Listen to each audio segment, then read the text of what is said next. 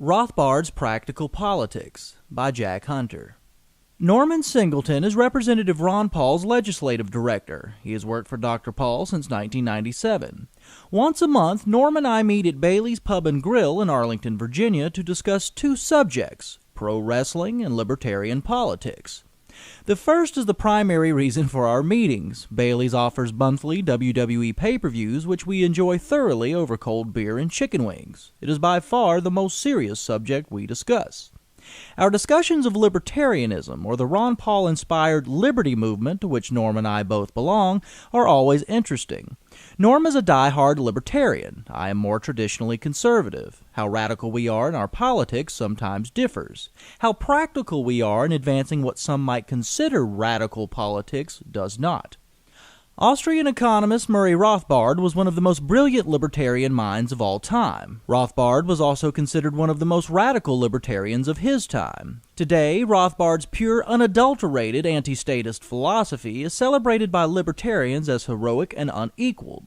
But Rothbard was also very practical about politics. Based on a recent discussion we'd had about the inevitable tensions that come with moving the liberty movement into the mainstream, Norm brought to my attention some old Rothbard columns from his personal collection. While some radical libertarians eschew politics altogether, believing it compromises their philosophical purity, or that education alone will eventually bring a majority of people to the philosophy of liberty, Rothbard disagreed. He wrote in 1981, quote, "I see no other conceivable strategy for the achievement of liberty than political action. Religious or philosophical conversion of each man and woman is simply not going to work.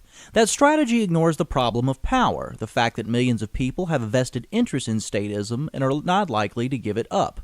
Education and liberty is of course vital, but it is not enough. Action must also be taken to roll back the state."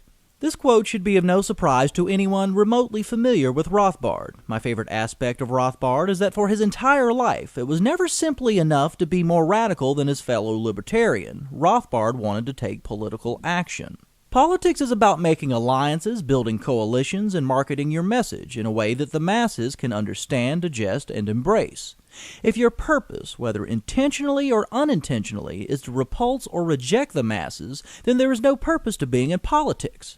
If you're not trying to make your ideas mainstream, then philosophy becomes a mere academic note, wrote Rothbard, quote, "For liberty to triumph in the United States and eventually throughout the world, libertarianism must become a mainstream movement, converting, if not a majority, at least a large critical minority of Americans." Rothbard not only helped found the Cato Institute, but was also heavily involved in the Libertarian Party in the 1970s and 80s. In the early days of the Libertarian Party, Rothbard identified counterproductive personality traits or damaging tendencies that often afflicted his own movement.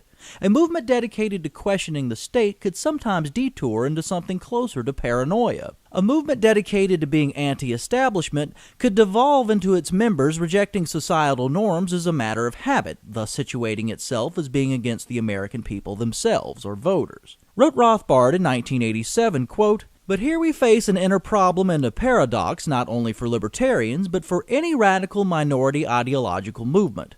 For marginal movements attract marginal people. Such movements are filled with what Germans called Luftmenschen, people with no steady jobs, incomes, or visible means of support.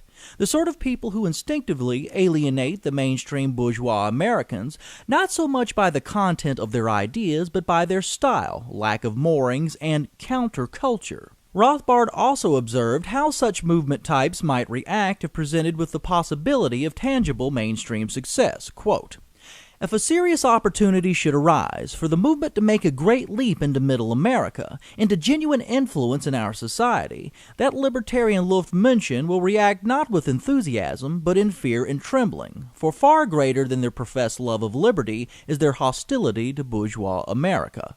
Rothbard noted, quote, "As one critical observer of the party has harshly charged, they want the party to be a social club for crazies."